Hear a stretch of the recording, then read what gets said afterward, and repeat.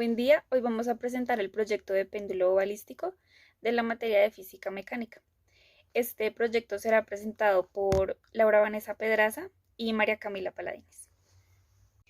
En primera instancia tenemos la definición de un péndulo balístico. Este es un dispositivo que se utiliza para obtener la energía cinética y velocidad de una bala que permite medir el ángulo al cual éste se desvía después del impacto que ésta genera.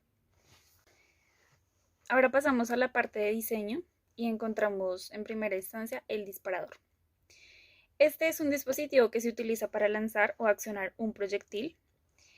El proyectil que se utilizó para este proyecto es una broca. El proyectil es disparado por medio de un tubo PVC que está unido a un resorte.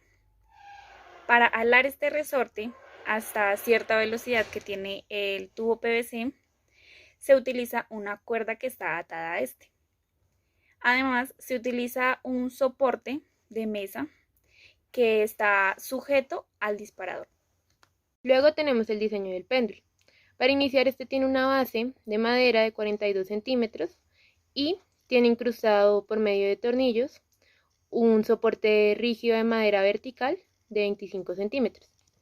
En este caso, para medir el ángulo se construye un transportador con cartón paja de aproximadamente 20 centímetros. Luego de eso tenemos la masa que cuelga del péndulo. Para este caso usamos un cubo de oasis de 5 centímetros que se encuentra protegido por una caja realizada con cartón cartulina de 6 centímetros de lado.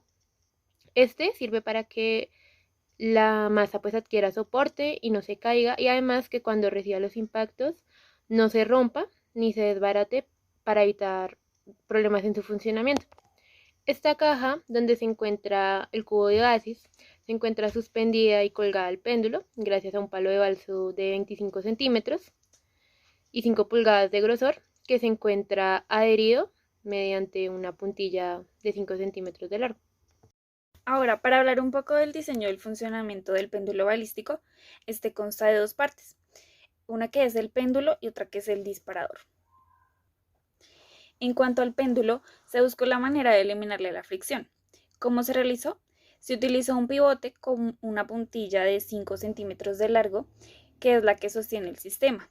Esta se engrasó para de alguna manera evitar que éste frenara el péndulo. En cuanto al disparador, este consta de 3 diferentes velocidades, y con el fin de evitar variaciones en estas, se utiliza una varilla que permite alar el resorte hasta cierta medida.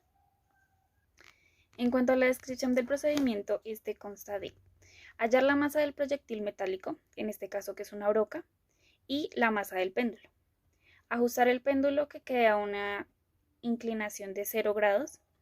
Ubicar el disparador de tal manera que quede horizontalmente frente al péndulo. Accionar el disparador y registrar el ángulo alcanzado por el péndulo. Este se debe repetir varias veces de acuerdo a las velocidades que están. Y finalmente realizar los cálculos correspondientes. Después tenemos el análisis del péndulo balístico. Para este análisis tenemos dos conceptos. El primero es la colisión perfectamente inelástica y tenemos también el teorema de la conservación de la energía.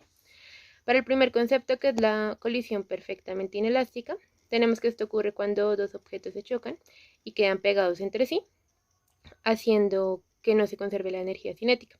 Este lo podemos ver en el péndulo una vez se acciona el disparador y el proyectil queda incrustado en la masa. Después tenemos la conservación de la energía, que este ocurre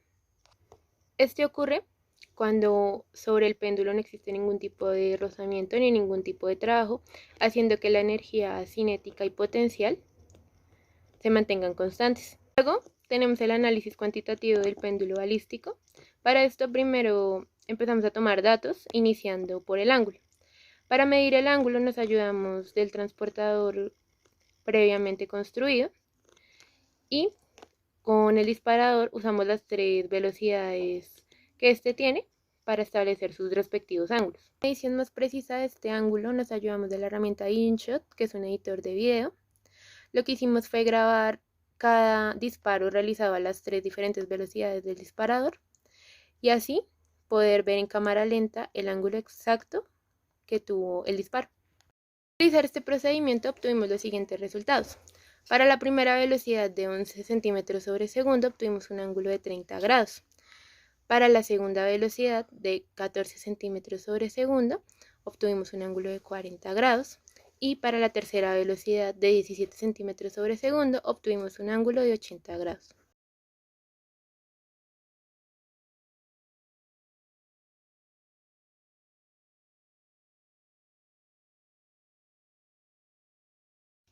En cuanto a los cálculos matemáticos, se identificaron ciertas fórmulas como conservación de energía, colisión inelástica y altura.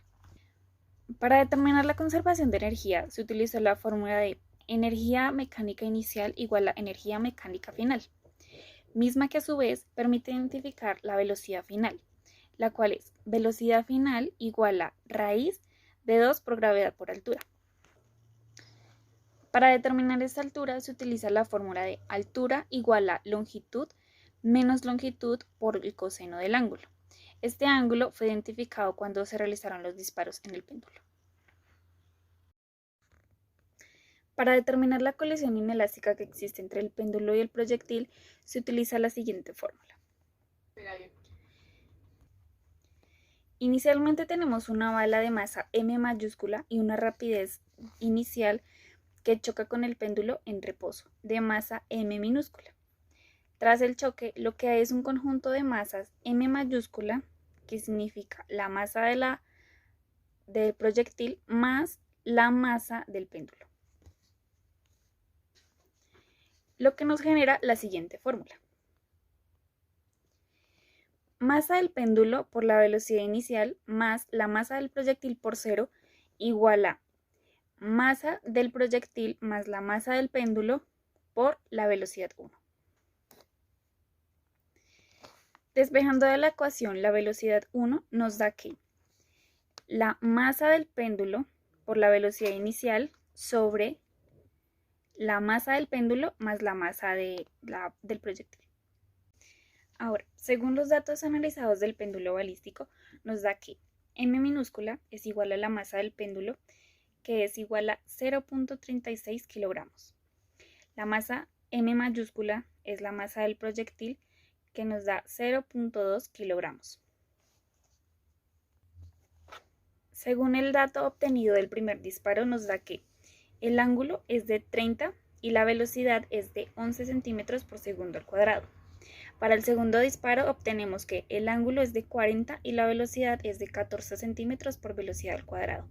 Y para el tercer disparo, el ángulo es de 80 y la velocidad es de 17 centímetros por segundo al cuadrado. Los resultados obtenidos de las fórmulas anteriores son los siguientes. Para el primer disparo, h nos da 3.4 centímetros, con una velocidad final de 8.16 centímetros por segundo al cuadrado. Y la velocidad 1 nos da 20 centímetros por segundo al cuadrado. Para el segundo disparo, la altura nos da 5.8 centímetros, la velocidad final 10.66 centímetros por segundo al cuadrado y la velocidad 2, 22.6 centímetros por segundo al cuadrado. Para el disparo 3, la altura nos da de 20 centímetros, la velocidad final nos da 19.78 centímetros por segundo al cuadrado y la velocidad 3, 31 centímetros por segundo al cuadrado. Como conclusiones del péndulo balístico nos encontramos con varias situaciones.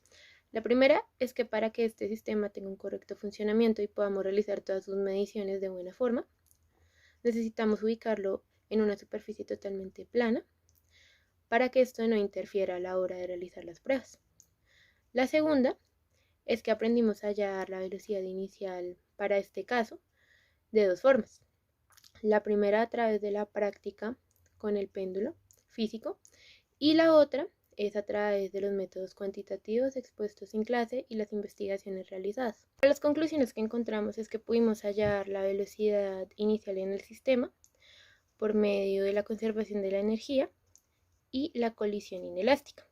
Además, también podemos evidenciar que el péndulo balístico lo podemos ver en la vida cotidiana en varios aspectos, como lo pueden ser las bolas de demolición, algunos relojes antiguos, el metrónomo, entre muchos otros. Además, también representa una gran ayuda en física, porque podemos estudiar su comportamiento y varios aspectos como lo son la altura, la distancia, y a entender cómo actúan estas fuerzas en la conservación de energía